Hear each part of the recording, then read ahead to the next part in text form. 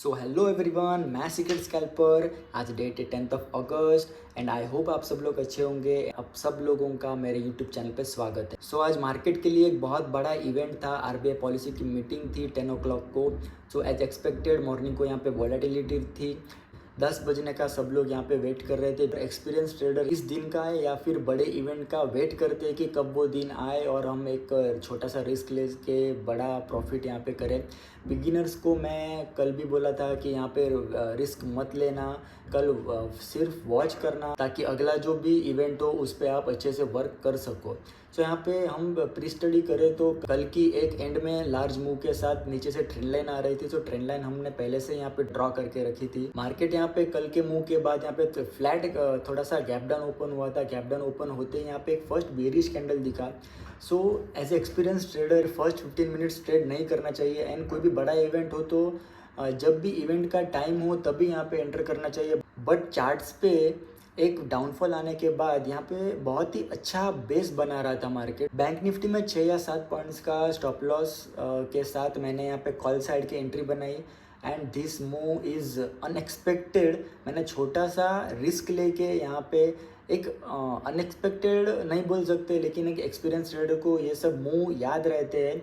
सो यहाँ पे बहुत ही अच्छा 44,700 का सपोर्ट ले रहा था मार्केट।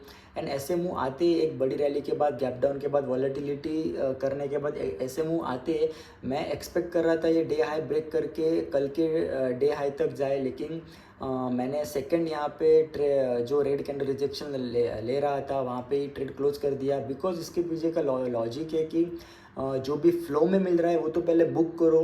तो फ्लो में मैंने यहाँ पे 70% मेरी क्वांटिटी बुक कर दी थी।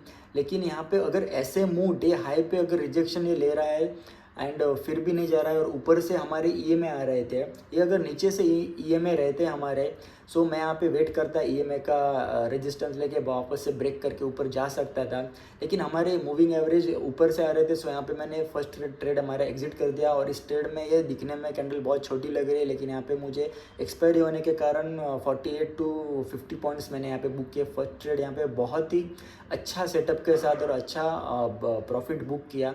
एंड देन हमारा मेजर ट्रेड आज का जो कि हर कोई एक्सपीरियंस ट्रेडर यहाँ पे वेट करता है ऐसे इवेंट्स का और ऐसे टाइमिंग का कि टाइमिंग पे उनको एंट्री मिले। आप देख सकते हैं क्या मतलब कोई रीज़न ही नहीं है कि कोई एक्सपीरियंस ट्रेडर या बिगिनर्स भी अगर अच्छे से यहाँ पे स्टडी करके बैठा होगा कल रात और कुछ आरबीआई की पॉलिसी लास्ट 2 इयर्स का अगर बैक टेस्टिंग उसने किया होगा तो कोई रीज़न ही नहीं है कि यहाँ पे कोई ना घुसे। आप देख सकते हो ये यहाँ पे वॉलेटिलिटी कर रहा है। ये आप कितने पैटर्न यहाँ पे बन रहे हैं। ये उसने डब्ल्यू पैटर्न यहाँ पे बनाया है। नीचे से स्ट्रॉन्ग ट्रेंड लाइन आ रही है जो कि कल के दिन से यहाँ पे एक अच्छा सपोर्ट लेके आ रही है। और उसके बाद 10 बजे आरबीआई मीटिंग ओपन हुई और ये एग्जैक्ट यहाँ पे 10 बजे की कैंडल है और यहाँ पे फ्रेश ब्रेकआउट देके विथ क्लोज किया है उसने।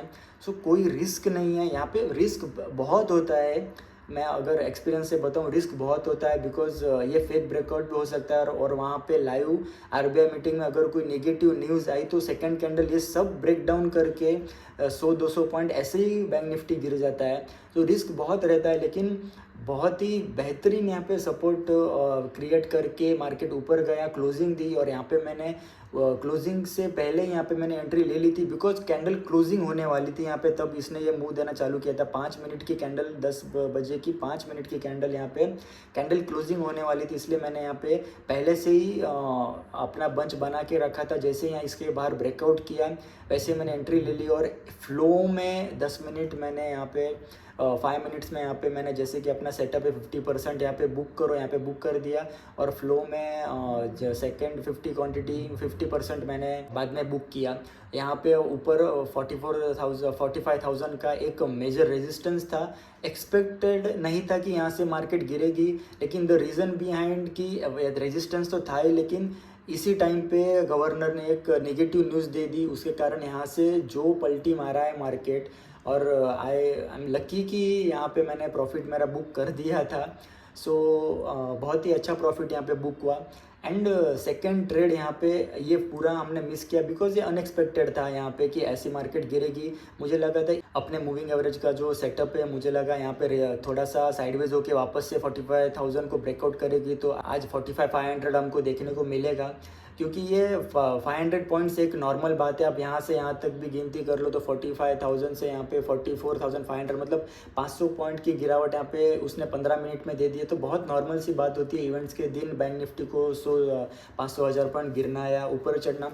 सो मुझे ये एक्सपेक्टेड था कि यहाँ पे मूविंग एवरेज का सपोर्ट लेके वापस से साइडवेज होके 11 बजे यहाँ पे ऊपर का ब्रेकआउट देगा। सो मैंने यहाँ पे मेरे छोटे से क्वांटिटी, मतलब 10% क्वांटिटी मैंने होल्ड रखे थे और ये ट्रेलिंग स्टॉप लॉस यहाँ पे कहीं पे बुक हो गए। बुक होने के बाद ये मेजर ट्रेंड लाइन और इस इवेंट्स में अगर आरबीआई की मीटिंग और कोई भी लाइव मीटिंग चालू हो तो उस पर वॉच ज़रूर करना, बिकॉज वहाँ पे जो वो वर्ड्स बोल रहे हैं या फिर जो भी रिजल्ट्स आ रहे हैं उसके अकॉर्डिंग यहाँ पे कैंडल्स अपना रंग दिखाती है, ग्रीन या रेड। तो लाइव यहाँ पे चालू रखना और उस पर भी आप ट्रेड कर सकते हो, ऐसा नहीं है कि। और एक लॉजिक की बात है यहाँ पे, मैं आपको बताता हूँ एक्सपीरियंस से कि इन दिनों यहाँ पे कोई भी पैटर्न या फिर कोई भी प्राइस एक्शन कोई वैल्यू यहाँ पे नहीं करता है। जो भी गवर्नर अपना जो रिजल्ट दिखाते हैं उस पर यहाँ पे मार्केट मूव करती है, कैंडल्स अपना रंग दिखाती है। तो यहाँ पे एक लार्ज कैंडल बियरिश उन्होंने एक नेगेटिव न्यूज़ दी, उसके कारण ये आई ऊपर से 45,000 का ऊपर रेजिस्टेंस था और इस कैंडल ने ट्रेंड लाइन का सपोर्ट लिया। लेकिन जैसे ही ट्रेंड लाइन का ब्रेकडाउन किया और वापस से एक सेकंड बैड न्यूज़ आई तो मैंने यहाँ पे बाय कर लिया। सो यहाँ पे फ्लो में एक कैंडल यहाँ पे पिवोट था, सपोर्ट 1 था यहाँ पे पिवोट, तो यहाँ पे मैंने बुक कर दिया बिकॉज इन दिनों ये इधर से सेम कैंडल रेड होके ये फिर से ट्रेंड लाइन के ऊपर क्लोज हो सकती है और फिर से मार्केट बुलिश हो सकता है। सो जो भी मिल रहा है फ्लो में वो बुक करो। सो इस ट्रेड में मुझे 130 पॉइंट्स मिले, एग्जैक्ट 128 पॉइंट्स मिले और इस ट्रेड में मैंने 68 पॉइंट्स बुक किए। 3 ट्रेड में आज का अपना डन फॉर द डे हो गया था। सो मैंने और ट्रेडिंग नहीं की। उसके बाद बहुत ही अच्छे साइडवेज के होने के साथ बहुत ही अच्छे यहाँ पे सेटअप दिखे। मैं आपको दिखाऊं तो ये देखिए यहाँ पे ट्रेंड लाइन ये इसने ब्रेक किया था। ये एक कैंडल मिनिमम 80 to 100 पॉइंट्स दे रही थी और ऊपर से वापस यहाँ पे एक ब्रेकडाउन था, ये भी ब्रेकडाउन बहुत अच्छा था और यहीं पे भी एक ब्रेकडाउन हम देख सकते ही है। सो ये छोटे छोटे ब्रेकडाउन बहुत ही अच्छे यहाँ पे वर्क कर रहे थे, एक्सपायरी होने के कारण बहुत ही अच्छे यहाँ पे वर्क कर रहे थे। लेकिन कोई ज़रूरत ही नहीं थी हमको कि इतना ओवर ट्रेडिंग करे। सो यहाँ पे 3 ट्रेड ही आज हमने किए।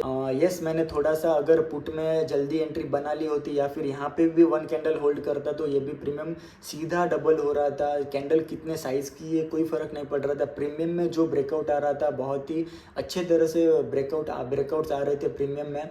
और एक बात मैं आपको बताना चाहता हूँ कि इवेंट्स में आप फ्यूचर्स को स्टडी करना, बैंक निफ्टी फ्यूचर और निफ्टी कर रहे हो तो निफ्टी फ्यूचर को, बिकॉज कभी कभी ऐसा होता है कि इंडेक्स अपने मूव में चलता है लेकिन प्रीमियम मूव नहीं करते, premium according to futures move करते हैं। तो फ्यूचर को हमेशा अपने साथ रखो।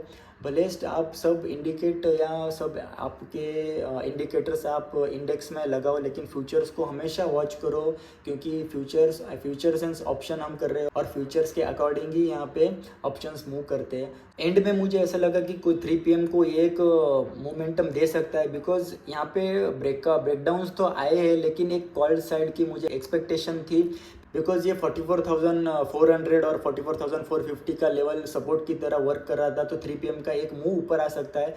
मूव तो दिया इसने लेकिन बहुत छोटे छोटे मूव थे, तो मैं इसका वेट कर रहा था कोई 5-10% का रिस्क लेके प्रॉफिट का मैं यहाँ पे एंट्री करता, लेकिन कोई मूव ही नहीं आया। सो आज के लिए इतना ही। आई होप आप सबका भी दिन अच्छा गया होगा।